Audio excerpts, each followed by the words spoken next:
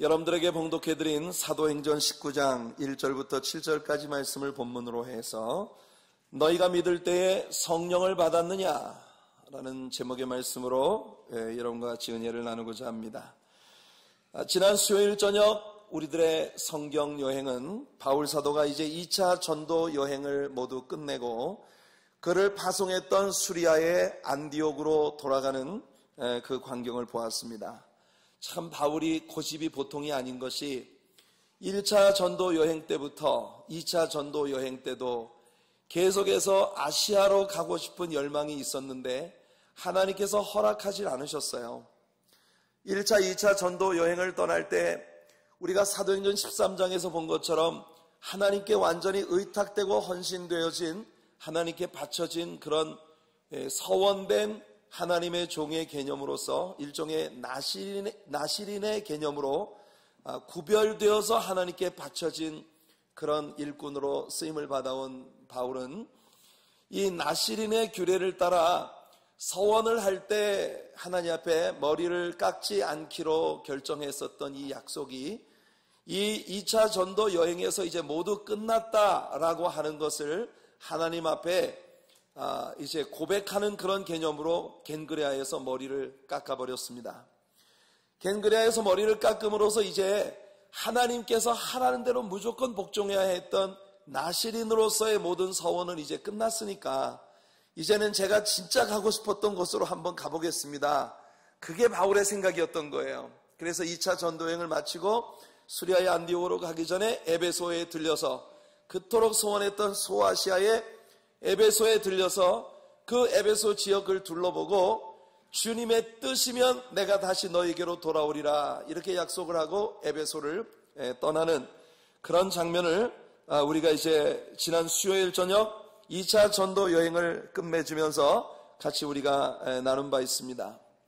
바울 사도가 고린도에서 만났던 브리스길라와 아굴라 부부, 바로 지난 주일 우리들의 아침 설교를 통해 함께 나누었던 그 브리스길라와 아굴라 부부가 바울이 고린도를 떠나 에베소로 갈 때 함께 에베소로 이동을 했고 에베소에서 그들의 비즈니스를 오픈을 하고 거기서 또 바울 사도의 그 텐트 메이킹 사역을 돕고자 했는데 바울이 에베소를 떠나 수리아의 안디옥으로 가자 브리스길라와 아굴라 부부는 그 에베소에 머무르면서 에베소에 있는 교회를 섬기면서 하나님 앞에 이제 평신도 사역자로서 아름다운 일을 하고 있는 그런 모습을 봅니다.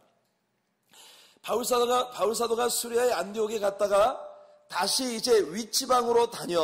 우리 오늘 본문에 보니까 바울이 윗지방으로 다녀 이렇게 이야기했는데 그 윗지방이라는 것이 바울 사도의 고향인 다소가 있었던 저 길리기아 지방과 그 다음에 1차, 2차 전도 여행 때 방문했던 더베와 루스드라, 이고니온, 비시디아의 안디옥 이런 지역, 갈라디아 지역, 이쪽이 바로 그 윗지방인 것이에요. 그 윗지방을 다녀서 드디어 바울이 그토록 가고 싶어 했던 에베소에 본격적으로 말씀 사역을 하러 들어왔는데 바울 사도가 에베소를 떠나서 수리아의 안디옥에 갔다가 그 윗지방 사역을 하고 에베소로 오는 그 어간에 이 에베소의 어팔로스, 이 아볼로라고 하는 목사님이 들어와서 말씀 사역을 하고 있는 것을 우리가 오늘 이 성경 본문에서 잠시 보는 것입니다. 이 아볼로라고 하는 사람은 상당히 인간적으로 볼 때 아주 매력적인, 요즘 시쳇말로 너무나 매력적인 스펙을 가진 사람이에요. 굉장히 사람들에게 그 이목을 집중시킬 수 있는 좋은 요건들을 가진 그런 인물입니다. 우선 그는 당시에 로마 다음으로 전 세계에서 두 번째 영향력을 가지고 있는 알렉산드리아라고 하는 도시 출신입니다. 엄청난 대도시 출신이에요. 요즘 같은 세상에서야 특히 우리 같은 이 미국 땅에서는 뭐 대도시에 살든지 조그만한 도시에 살든지 그것 때문에 작은 마을에 사는 사람들이 대도시에 사는 사람들을 부러워한다거나 뭐 위축될 어떤 이유도 없습니다. 우리 뭐 뉴저지에 제가 워싱턴 타운십이라고 하는 코딱지만한 동네에 살고 있는데 그렇다고 해서 제가 뉴욕 안에 살고 있는 맨하튼이나 이런 그 플러싱에 사는 그런 분들을 제가 대도시에 살아서 좋으시겠어요. 이렇게 제가 생각할 필요가 없어요. 왜냐하면 모든 도시가 다 골고루 문화적 영향을 누리고 있기 때문이죠. 그러나 제가 처음 태어나서 어린 시절을 보냈었던 제가 이 강원도 산골에 있을 때는요, 어떤 사람이 서울에서 하나 이사를 왔다 그러면 온 동네 사람들이 달려가가지고 서울 사람, 이랬었거든요. 왜냐하면 그때는 문화적 영향력이 확실히 대도시와 작은 마을들은 현저한 차이를 보일 수밖에 없었던 그런 상황이었기 때문에, 그러니까 여러분, 이런 상황에서 로마 다음으로 온 세계인들이 정말 선망의 대상으로 바라볼 만한 알렉산드리아라는 곳에 태어나서 그 대도시에서 제대로 된 교육을 받고 그리고 문화적 영향 아래에서 자라났다고 하는 것은 굉장히 그것 자체만으로도 사람들에게 선망의 대상이 될 만한 그런 사람이에요. 굉장히 지식적으로 아주 그 교육도시이기 때문에 굉장히 많은 공부도 하고 상당히 그 훌륭한 그런 성장의 배경을 가지고 있는데, 그런데다가 보니까 아주 어린 나이부터 성경을 자세히 배웠다고 했어요. 그러니까 우리 식의 뉘앙스로 말한다면 주일학교부터 교회를 다닌 거라. 그래서 막 주일학교 아동 때부터 열심히 하나님 말씀을 배워서 성경의 지식이 정말 완전 킹왕짱이에요. 그러니까 이 알렉산드리아 출신이고 제대로 교육받은 좋은 출신 배경을 가지고 있다는 것만으로도 일단 빵빵한데, 거기다가 막 성경 지식 하나 나무랄 데 없이 굉장한 성경 지식을 가지고 있다는 거예요. 참 멋지지 않습니까? 그런데다가 그때 당시 사람으로서는 아주 드물게 구약 성경의 모든 예언들이 메시아이신 예수님과 어떻게 연결되는지에 대한 확고한 지식을 가지고 있었다는 것입니다. 와우, 정말 놀라워요. 뿐만 아니라 거기다가 사람들에게 성경을 펼쳐놓고 모든 성경 가운데에서 예수님에 대해 자세히 가르치려고 하는 열정까지 충만한 거예요. 아마 이 아폴로 목사님이 설교를 할 때는 거의 전 목사 설교와 비슷한 그런 막 이 불덩이가 있지 않았을까 하는 그런 생각을 좀 가져봅니다. 그런 사람이에요. 참 매력이지 않습니까? 굉장히. 그래서 이 아폴로라고 하는 이 목사님은 굉장히 매력적인 많은 면들을 가지고 있는, 나무랄 데 없어 보이는 그런 사람인데, 바울 사도를 통해 성경을 교육받고 영적으로 성숙했던 브리스길라와 아굴라 집사 부부가 이 아볼로라고 하는 말씀 사역자가 말씀을 가르칠 때마다 그 말씀을 들으면서 마음속에 끝없이 생각되는 게 Something is missed. 뭔가 missing돼 있어요. 이 아볼로 목사님이 구약의 지식이 풍성하고 막 인간적으로도 지식이 빵빵하고 나무랄 데 없이 좋은 그런 모든 것을 갖추고 있는데 이상하게 그분의 가르침 속에 뭔가가 빠져 있어요. 여러분들이 신앙생활을 하다 보면 여러분들이 정 목사에게서 그런 부분을 느끼실 때가 있을 거예요. 우리 목사님은 다 좋은데 저거 하나만 고치면 100만 불인데 말이야. 이런 거 있을 수 있잖아요. 그렇죠? 성격이라든지 성품이라든지 아니면 성경에 있어서 어떤 교리적인 그런 관점이라든지 이런 게 있을 수 있단 말입니다. 그런 것이 여러분에게 드러났을 때 여러분들은 어떻게 하시겠습니까? 브리스길라와 아굴라 부부는 여러분 많은 경우에 말이죠. 성도들이 이런 태도를 취할 수 있습니다. 사람들을 싹 만나가지고 내가 있잖아. 정목사 보니까 말이야. 다 좋은데 이게 빵점이라. 이것 때문에 도대체 은혜가 안 돼. 막 사람들끼리 또 뜻을 같이 하는 사람들끼리 몰려다니면서 정목사 틀렸어. 막 애당초 틀렸삐 따이가. 이렇게 할 수도 있어요. 그러나 브리스길라와 아굴라 부부는 점잖게 아볼로 목사님을 초청을 합니다.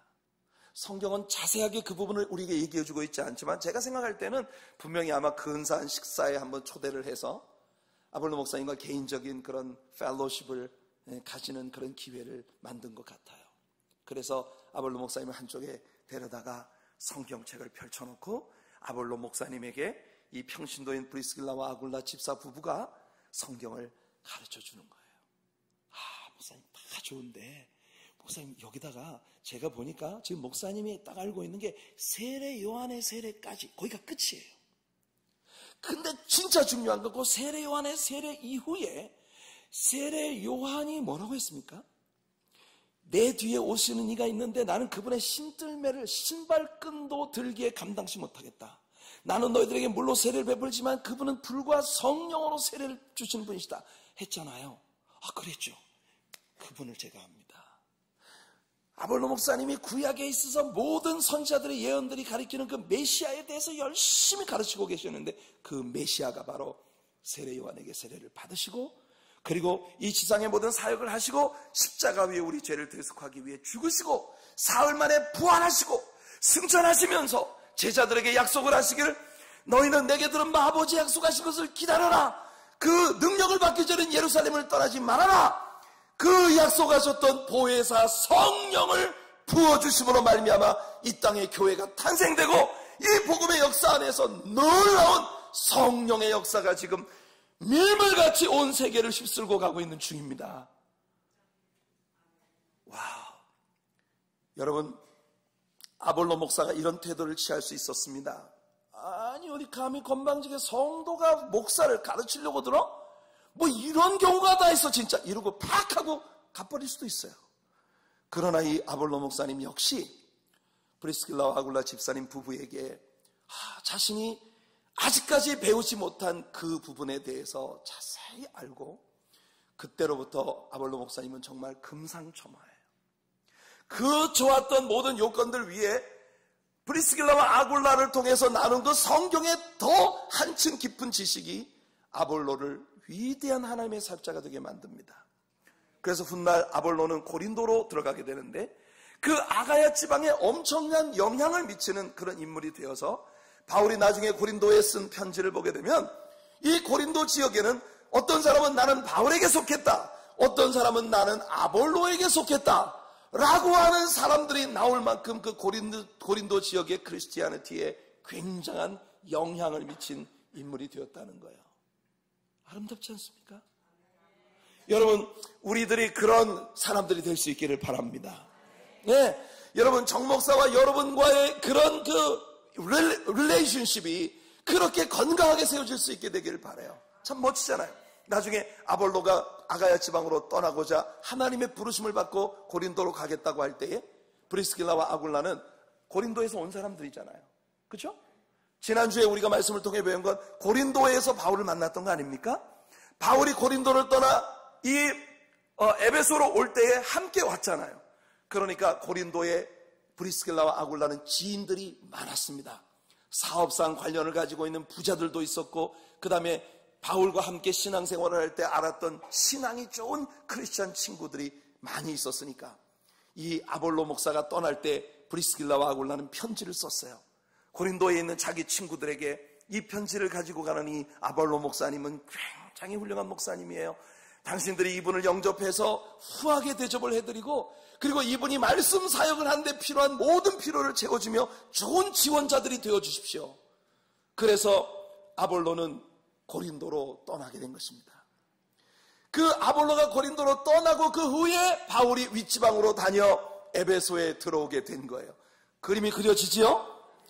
그때 에베소에 내려와서 바울이 에베소에 있는 몇몇 크리스천들을 만났는데 바울 사도가 그들을 보면서 벌써 바울의 마음 안에 중요한 것이 뭔가 미싱되어 있다는 것을 발견한 거예요.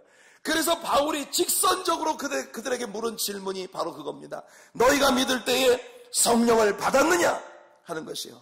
너희가 믿을 때에 성령을 받았느냐라고 하는 이 구절은 영어 버전에서 두 가지 색깔로 번역이 됩니다. Have you received the Holy Spirit since you believed? 너희가 믿고 난 그때로부터 너희가 지금 성령을 받고 있느냐? 이런 의미로 해석이 되기도 하고 Did you receive the Holy Spirit when you believed? 너희가 믿은 그때에 성령을 받았느냐? 듣기에 따라서는 뭐 그게 그거네 생각하실지 모르지만 여기서 굉장히 중요한 신학적인 논쟁이 나올 수 있는 것이에요. 그게 뭐냐면 Have you received the Holy Spirit since you believed? 너희가 믿는 그때로부터 그 이후에 성령을 받았느냐라고 하는 질문은 확실히 구원을 받기 위해서 성령께서 개입하시는 사건과 구원받은 그 이후의 삶에 지속적으로 하나님의 성령을 받는 그런 사건이 별개의 사건으로 필요하다는 것을 전제하고 있는 것이에요. Did you receive the Holy Spirit when you believed? 너희가 믿을 그때에 믿음을 가지는 그 순간에 성령을 받았느냐라고 하는 그 질문은 사람들에게 사람이 한번 믿을 때 성령이 개입하시면 그걸로 끝이다. 무슨 성령 세례가 있고 성령 충만이 있고 그런 건 없다라고 주장하는 사람들이 이것을 택하는 것입니다. 그러나 사실은 어느 쪽을 받아들이든지 이 두 가지 해석들은 모두 우리들에게 구원을 받기 위한 성령의 개입과 그 다음에 우리가 성령 충만을 받는 것과는 별개의 사건이라고 하는 것을 우리들에게 보여주고 있는 것이에요. 여러분, 한 사람이 회개하고 예수님을 영접하는 순간은 분명히 성령의 개입이 있습니다. 왜냐하면 성령께서 하시지 않은 한 여러분들이 죄인이라는 사실을 깨달을 수 없고 여러분들이 마음을 열고 예수를 구주로 영접할 수가 없어요. 그러니까 여러분들이 구원을 받는 데는 분명히 성령의 개입이 있습니다. 그 순간 하나님의 성령께서 그 사람 안으로 들어오시는 거예요. 여러분 기억하십니까? 지금 이 문제를 잘 이해하기 위해서는 제가 사마리아에 빌립이 내려가서 예수를 믿게 한 사건과 베드로와 요한이 내려와서 그들에게 세례를 베풀고 안수할 때 그들이 성령을 받은 사건과의 차이에 대해서 설명을 해드릴 때 그때 제가 예수님께서 제자들에게 성령 부어주시마 약속하실 때에 예수님의 약속 가운데 헬라어의 세 가지 전치사가 단계적으로 사용되었다는 것을 설명을 해드렸습니다. 기억나시나요? 시침 뚝 떼고 계시는군요. 제가 분명히 여러분들에게 설명을 해드렸는데 자, 여러분 잘 들어보십시오. 이 굉장히 신학적으로 그리고 오늘 이 시대를 살아가는 신자의 삶의 현실에 프랙티컬한 실질적인 그런 우리들의 삶에 아주 중요한 일들이에요. 예수님은 먼저 요한복음 14장 16절에서 이런 약속을 하십니다. 내가 아버지께 구하겠으니 그가 또 다른 보혜사를 너희에게 주사 영원토록 너희와 함께 있게 하시리니 이 함께라고 하는데 사용된 헬라어 전치사가 파라입니다. 파라라고 하는 것은 이 파라라는 단어에서 영어의 parallelism 이런 것이 나옵니다. parallelized. 이 parallel이라고 하는 건 뭐냐면 para라고 하는 건 뭐냐면 나란히 함께 간다는 뜻이에요. 그래서 para는 alongside of something. 우리들의 옆에 somebody. 우리들의 옆에 alongside of 함께 성령께서 나란히 같이 움직이신다는 거예요. 이것이 우리 예수님께서 십자가에 못 박혀 죽으시고 하늘에 승천하신 후에 제자들에게 약속하신 대로 오순절 성령 강림이 임한 후에 온 세계의 모든 사람들 곁에 성령께서 지금 운행하고 계시다는 것입니다. 파라 relationship. 모든 사람의 곁에 믿는 사람이나 믿지 않는 사람이나 성령님이 그들 곁에 계십니다. 이게 파라 relationship이에요. 그 성령님이 거기서 뭘 하십니까? 사람들에게 예수님은 진리의 영이 오시면 너희에게 죄에 대하여 의에 대하여 심판에 대하여 너희들에게 컨빅션, 가책을 주실 것이라고 말씀하셨어요. 성령님은 끊임없이 사람들에게 양심의 소리를 통해 혹은 전도자의 말을 통해 혹은 예수 믿는 친구들의 삶을 통해 다양한 환경들을 통해 모든 인격들에게 말씀하시는 것입니다. 너희는 죄인이야. 죄액 쌌은 사망이야. 너희가 이대로 살면 영원한 멸망이야. 그러나 예수님이 너를 구원하기 위해 십자가에 죽으셨어. 예수님을 개인의 주와 구세주로 영접해라. 그러면 영원히 산다. 죄에 대하여 의에 대하여 심판에 대하여 끊임없이 가책하실 때 여러분이 마음을 열고 아멘, 예수님이 날 위해 십자가에 주신 것을 믿습니다. 나는 죄인으로 태어났지만 지금 예수님이 내 죄를 씻어주신 것을 믿습니다. 그러므로 예수님을 내 개인의 주와 구세주로 영접합니다. 그렇게 우리가 마음을 열고 예수님을 주님으로 영접하는 그 순간에 바로 그 다음 절인 요한복음 14장 17절에 예수님 말씀하십니다. 저는 진리의 영이라 세상은 능히 저를 받지 못하나니 이는 저를 보지도 못하고 알지도 못함이라. 그러나 너희는 저를 아나니 저는 너희와 함께 거하시며 너희 속에 계시겠습니다. 이 속에라고 하는 것이 바로 헬라어의 N입니다. N. 이 N이라고 하는 전치사는 바로 우리가 마음을 열고 예수님을 구주로 영접할 때 성령님이 우리 안으로 들어오셔서 우리 안에 abiding in us, 우리 안에 내주하시는, 우리 안에 상주하시는 그런 일을 시작하신다는 거예요. 예수님을 구주로 영접하셨습니까? 그렇다면 성령님은 지금 여러분의 인격 속에 여러분과 함께 거하시고 계십니다. 믿습니까? 우리 안에 거하시는 성령님은 우리를 절대 떠나지 아니하실 것이에요.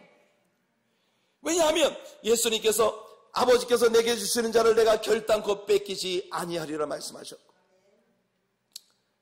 로마서 8장에 보니까 바울 사도는 우리 믿는 신자들의 안에서 우리가 기도조차 할 수 없을 때 말할 수 없는 탄식으로 주의 성령께서 우리를 위해 대신 간구하신다 말씀하셨어요.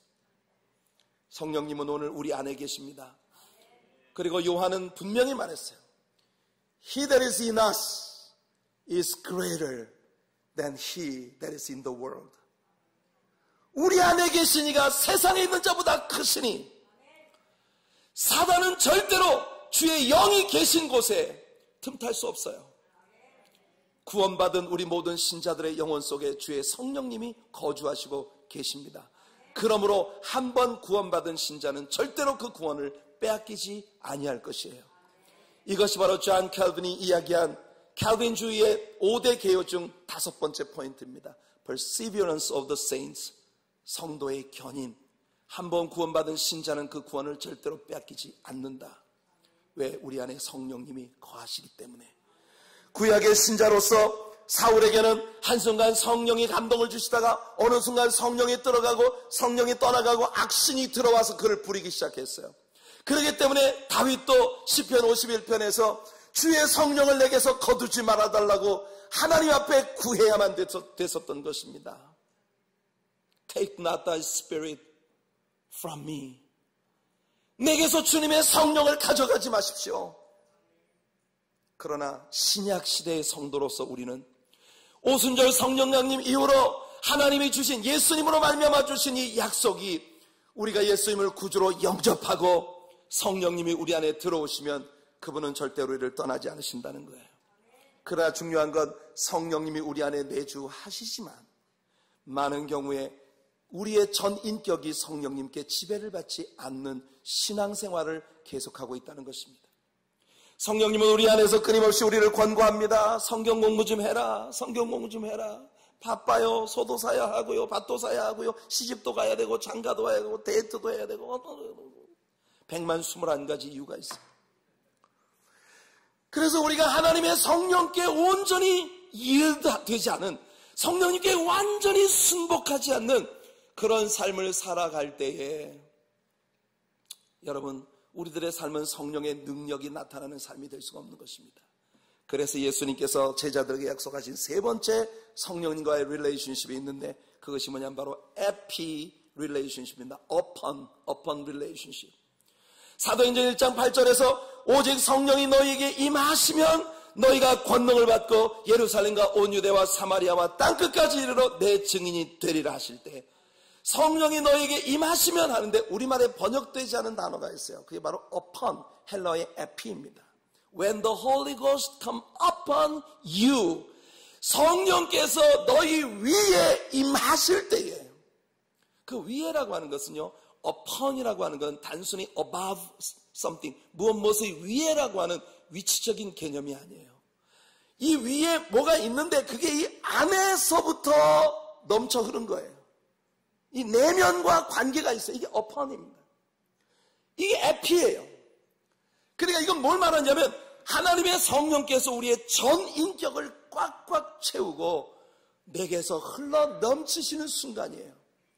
이것을 우리는 성령 세례 혹은 성령 충만이라고 부르는 것입니다.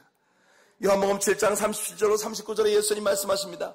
명절 끝날 곧 큰 날에 예수께서 서서 외쳐가라사대 누구든지 목마르거든 내게로 와서 마시라. 나를 믿는 자는 성경의 이름과 같이 그 배에서 생수의 강이 흘러나리라 하시니 여기 생수의 강이 흘러나는 것이 바로 overflowing이에요. 우리의 전 인격으로부터 하나님의 성령께서 나를 완전히 지배하시고 이것이 내게서 넘쳐 흐를 때 우리는 비로소 성숙한 예수 그리스도의 장성한 분량에 이르는 신자가 되고, 그리고 예수 그리스도를 어디를 가나 증거하는 예수 그리스도의 증인들이 되는 것이에요. 여러분, 한 신자의 변화의 과정과 성령님과의 관계의 변화를 성경의 여러 가지 사건들이 우리들에게 보여주고 있습니다. 먼저 예수님의 제자들의 케이스를 생각해 봅시다. 그들이 예수님을 믿기 시작하는 순간부터 성령님 이미 그들 곁에 계셨습니다. 그래서 때때로 베드로에게 temporary, 이게 일시적인, 정말 temporarily 일시적인 감동을 주셔서, 그래서 베드로가 어떤 때는요 진짜 신통방통 꼬불랑통한 고백을 예수님께 할 때가 있어요. 주는 그리스도시요 살아계신 하나님의 아들이시니이다. 성경은 분명히 말합니다. 요한의 아들 시몬아, 이것을 내게 알게 하니는 혈육이 아니라 바로 하나님의 성령께서 베드로에게 감안을 주사 이것을 깨닫게 하셨다는 것입니다. 그러나 바로 그 다음 순간에 성령님이 감안을 주지 않으시는 순간엔 베드로가 뭐라고 합니까? 예수님이 십자가에 못 박혀 죽을 것이라고 말씀하시자 주여 그리 마옵소서, 이 일이 결단코 주님께 일어나지 아니하리이다. 예수님 베드로에게 말씀하셔야 했습니다. 사탄아, 내 뒤로 물러가라. 너는 나를 넘어뜨리는 자로다. 이와 같이 일시적으로 성령께 감동을 받았다가 또 성령님이 관여하지 않으시면 인간적인 것이 튀어나오는 이런 아주 변덕이 심한, 어떨 때 보면 믿는 사람 같은데 어떨 때 보면 전혀 믿음이 없는 사람, 이렇게 사는 그런 삶을 살던 게 예수님과 지상사역 가운데 함께했던 제자들의 모습이었어요. 그러다가 결국 여러분, 예수님께서 십자가에 못 박히시는 순간 그들이 믿음 없는 사람들이라는 걸 그대로 드러냈습니다. 그게 뭡니까? 예수님 십자가에 못 박히실 때 모두 도망가고 다 흩어져 버렸다는 것입니다. 믿음 없음이에요. 없는데 있는 척하고 살아온 거예요. 그러다가 부활하신 예수님이 그들이 모인 집안에 나타나셨을 때 예수님께서 그 제자들을 보고 말씀하십니다. 숨을 내쉬며 가라사대 성령을 받으라. 바로 이 순간이 제자들에게 있어서는 성령님과 파라 릴레이션십으로부터 M 릴레이션십으로 전환되어지는 순간이에요. 예수님의 제자들이 모두 사실은 부활하시기 전에는 예수님을 믿지 않았던 것이에요. 그러나 예수님의 부활의 사실을 보고 예수님께서 숨을 내쉬며, 이 숨결이 바로 헬라어의 푸뉴마입니다. 히브리어에서는 루아흐예요. 히브리어의 루아흐나 헬라어의 푸뉴마나 이 단어들이 모두 숨결, 호흡이라는 의미와 함께 성령을 지칭하는 용어로 쓰여지고 있는 것입니다. 예컨대 하나님께서 아담을 흙으로 빚으셔서 그 코에 생기를 불어넣으셨다 할 때 루아흐, 하나님의 숨결을 불어넣어 주신 것이에요. 여러분, 예수님께서 제자들에게 숨을 내쉬셨다고 하는 것은 많은 사람들이 그건 그냥 상징적인 표현일 뿐이야.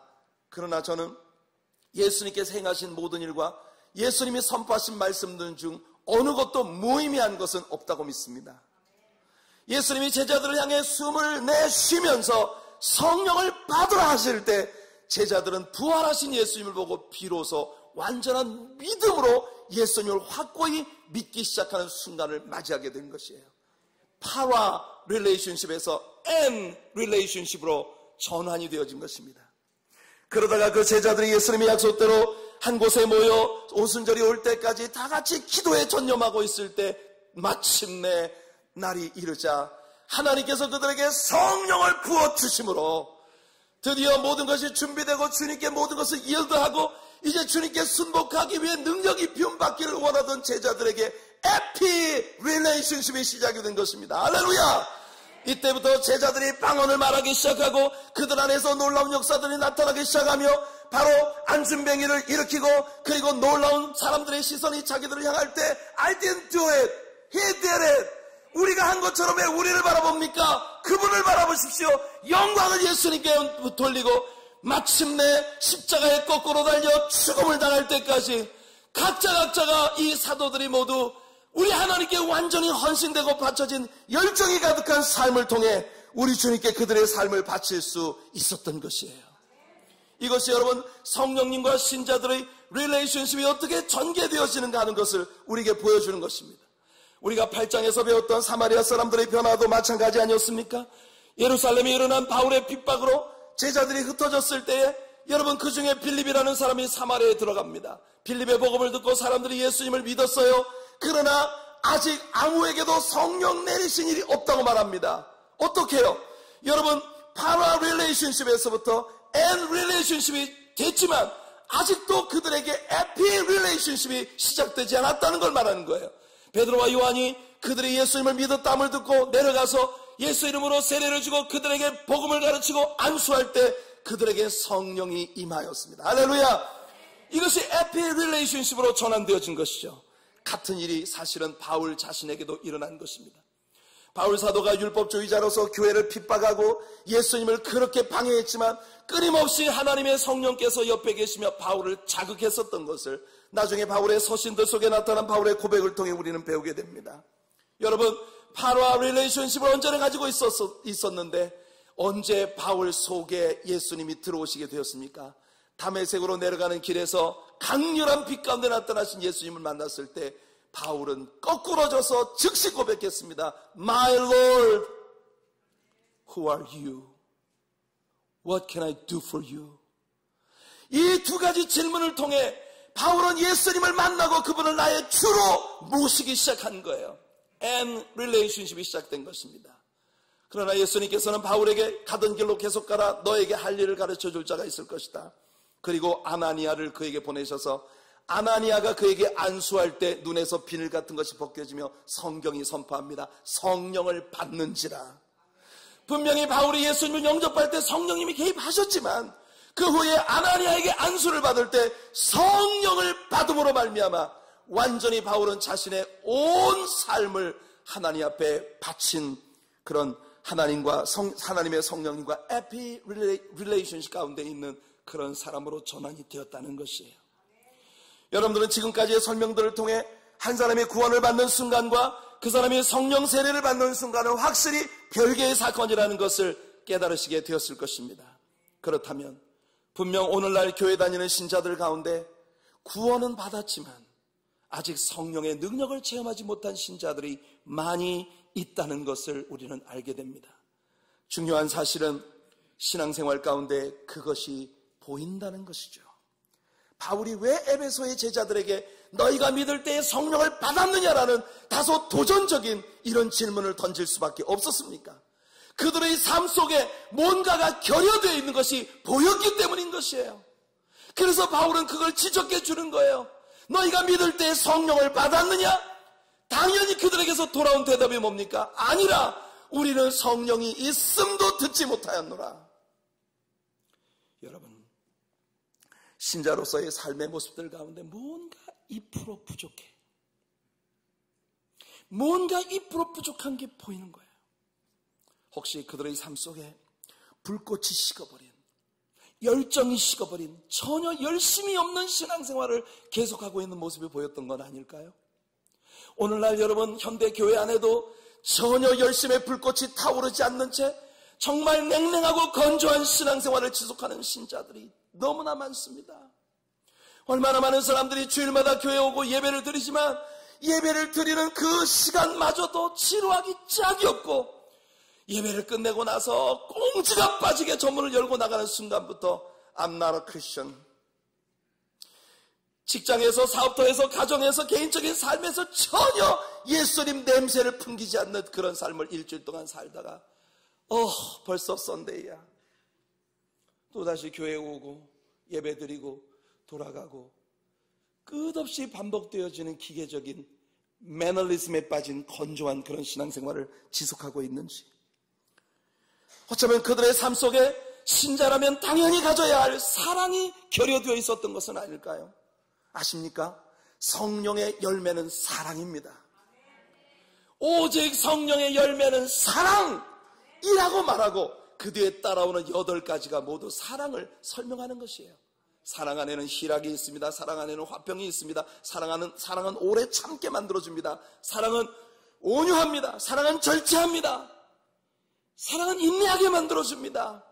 사랑, 희락, 화평과 온유, 자비와 양선, 충성, 온유, 절제, 이런 모든 것들이 따르는 사랑이 성령의 열매예요. 뿐만 아니라 바울사도는 성령의 9가지 은사를 고린도전서 12장에서 설명하고 난 다음 12장을 끝내며 말합니다. 너희는 더 큰 은사를 사모하라. 내가 더 좋은 길을 너희에게 보이리라. 그러면서 뭘 얘기합니까? 사랑은 오래 참고 온유하며 시기하지 아니하며 사랑을 말합니다. 사랑은 은사 중에 최고의 사랑이에요. 그러니 여러분, 진정으로 하나님의 성령의 충만함을 받은 신자들의 모임 속에는 사랑이 전형적인 그들의 특성으로 나타날 수밖에 없는 것이에요. 아가페 사랑. 혹시 그들의 삶 속에 진정한 기쁨이 없었던 것은 아닐까요? 성령의 능력이 없이 진정한 기쁨은 있을 수가 없습니다. 그렇기 때문에 시편 51편에서 다윗은 구원의 기쁨을 새롭게 하기 위하여 주의 성령을 내게서 거두지 말아달라고 그렇게 기도하고 있었던 것이에요. 성령님과 기쁨은 언제나 함께합니다. 하나님의 나라는 먹고 마시는 데 있지 아니하고 성령 안에서 의와 평강과 희락이라. Righteousness, peace, joy in the Holy Ghost. Righteousness, peace, and joy in the Holy Ghost. That's the kingdom of God. Amen. Righteousness, peace, joy in the Holy Ghost. Righteousness, peace, and joy in the Holy Ghost. That's the kingdom of God. Don't you want to be a part of the kingdom? Don't you want to be a part of the kingdom? Don't you want to be a part of the kingdom? Come on. Come on, everybody. In God's kingdom. 할렐루야! 할렐루야! 이것이 주님의 나라예요. 하나님의 성령이 부음받을 때 성령 안에서 의와 평강과 희락이 우리의 삶에서 터져 나오는 것입니다. 추운 겨울은 영원할 것 같지만 벌써 저 쌓인 눈 밑에서 물이 녹아 흐르기 시작하고 왠지 숲속에 있는 발가벗은 나무들 그 위로 푸릇푸릇 물이 오르는 모습이 느껴지기 시작하지 않습니까? 하나님의 성령께서 여러분 안에 거하실 때, 하나님의 성령께서 여러분의 전 인격을 채우고 여러분에게 변화를 주실 때 성령님은 여러분들 안에 의와 평강과 희락이 나타나게 만드실 것이에요. 혹시 신앙생활은 열심히 하는 것처럼 보이는데 하나님의 말씀을 지독하게 지루해하고 재미없어요. 말씀 배우자고 하면, 말씀 공부하자고 하면 꽁지 빠지게 도망을 하면서 성령 충만 달라고 맨날 빌고 있어요. No kidding. 여러분, 말씀이 뭡니까? 성령님의 작품이에요. 성령님의 작품 중에 최고의 작품이 말씀이에요. 그런데 말씀을 제쳐놓고 성령님과 사귀자고요? 저는요, 이 험한 세상을 모르는 사람하고는 잘 친하지 않습니다.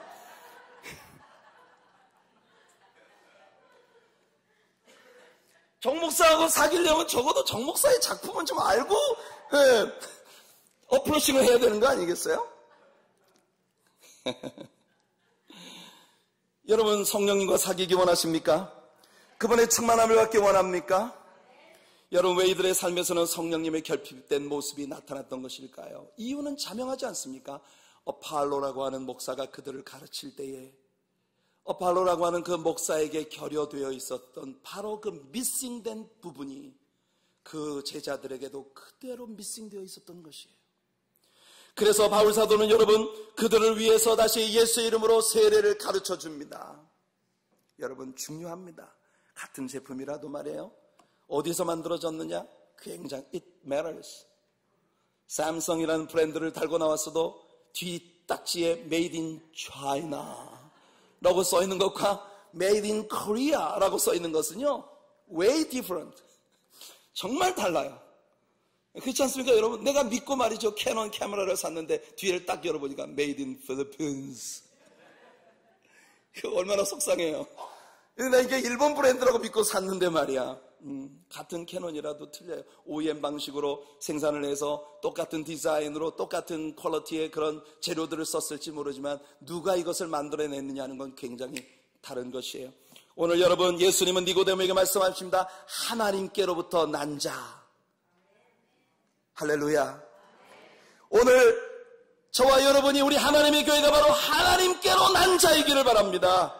그럴 때 여러분, 우리 하나님의 약속대로 우리가 여러분 성령의 능력을 우리는 경험하게 되는 것이에요. 너희가 믿을 때에 성령을 받았느냐? 우리가 성령이 있음도 듣지 못하였노라. 자연스러운 것 아닙니까? 그래서 바울이 묻습니다. 너희가 그럼 무슨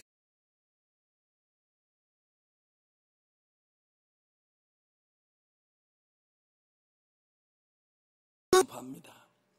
요한이 말하기를, 너희가 요한의 세례를 받았다고 하는데 그 요한이 말하기를, 내 뒤에 오시는 이는 나보다 능력이 크셔서 불과 성령으로 세례를 주시는 분이라 하지 않았느냐.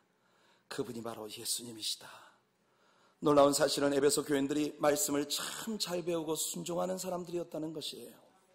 그럴 때의 가능성이 있는 것입니다. teachable한 사람, 가르칠 수 있는 사람, 가르치면 듣는 사람, 가르치면 배우는 사람. 저는 그래서 우리 하나님의 교회가 희망이 있다고 믿습니다. 우리 하나님의 교회 성도님들은요, 정말 목사님 말을 너무 잘 들으세요. 얼마나 예쁜지 모르겠어요. 그래서 여러분들은 가망성이 있는 겁니다. 예, 정목사나 여러분이나 정말 기막힌 만남을 하나님께로부터 얻은 것이에요. 아멘. 그 말씀을 배우기를 좋아하는 이 예쁜 사람들에게 바울이 손을 얹을 때 그들에게 성령이 임함으로 방언도 하고 예언도 하는 놀라운 변화가 나타났습니다. 저도 바울처럼 오늘 여러분들에게 질문을 던져드리고 싶습니다. 여러분 믿을 때 성령을 받으셨습니까? 혹시 여러분의 신자로서의 삶에 뭔가 미싱되어 있는 그런 아쉬운 느낌을 가지고 신앙생활을 계속하고 계시진 않나요? 뭔가 능력이 좀 모자라는, 뭔가 내가 당연히 가져야 할 기쁨이 내게 좀 미싱되어 있는, 뭔가 내게서 사랑이 나타나지 않고 왠지 질투와 시기심과 괜히 어떤 사람을 보면 안이 꺾고 더럽고 치사하고 매시껍고 정말 이런 감정들이 자꾸만 나를 밀치고 나오고 있는 것은 아닌가요? 뭔가 여러분 사명감과 주님의 영광을 위한 비장한 결단이 뭔가 좀 결여되어 있는, 뭔가 열정이 막 정목사가 저렇게 땀 뻘뻘 흘면서 설교하는 걸 보면 저 사람 왜 저러지 싶은 게 뭐 꼭 저렇게 해야만 되나? 예, 뭔가 하여튼 열심과 열정의 불꽃이 우리에게 조금 결여되어 있는 것 같은 뭔가 그런 아픔이 여러분에게 오늘 느껴지지 않습니까? 이유는 하나뿐입니다. 저도 바울처럼 여러분들에게 권하고 싶습니다. 성령을 받으십시오. 성령을 받으십시오. 여러분들은 오늘 우리 주님 앞에 구하면 주시겠다 하셨습니다. 구하면 주시겠다 하셨습니다. 그러니 믿음으로 하나님 제게도 성령을 부어주셔서 정말 믿는 자처럼 믿어보게 해 주시옵소서. 애굽에서 나왔으면 가나안 땅을 밟아봐야 될 거 아닙니까? 그냥 카날 크리스천으로서 애굽도 아닌 것이 가나안도 아닌 것이 그 손바닥만한 광야에서 일어났다 자빠졌다 올라갔다 내려갔다 상승했다 침체했다, 이런 삶을 다람쥐 쳇바퀴 돌듯 계속하다가 광야에서 죽어서야 되겠습니까? 여러분, 하나님을 믿고 여러분들이 믿음의 여정을 떠났다면 하나님의 성령께 완전히 yiel드하고 완전히 주님의 성령께 순복하고 여러분의 전 인격이 하나님의 성령의 지배를 받아 이제부터 여러분들의 기도가 달라지고 찬양이 달라지고 예배의 눈빛이 달라지고 여러분들의 삶의 열정이 달라지고 여러분들의 전도의 파워풀한 결과가 달라지게 되어지고 여러분들의 가정이 바뀌고 여러분의 사업체가 바뀌고 여러분들의 삶이 바뀌어지는 그런 삶을 향해 나가게 되시기를 예수님의 이름으로 축복해드립니다.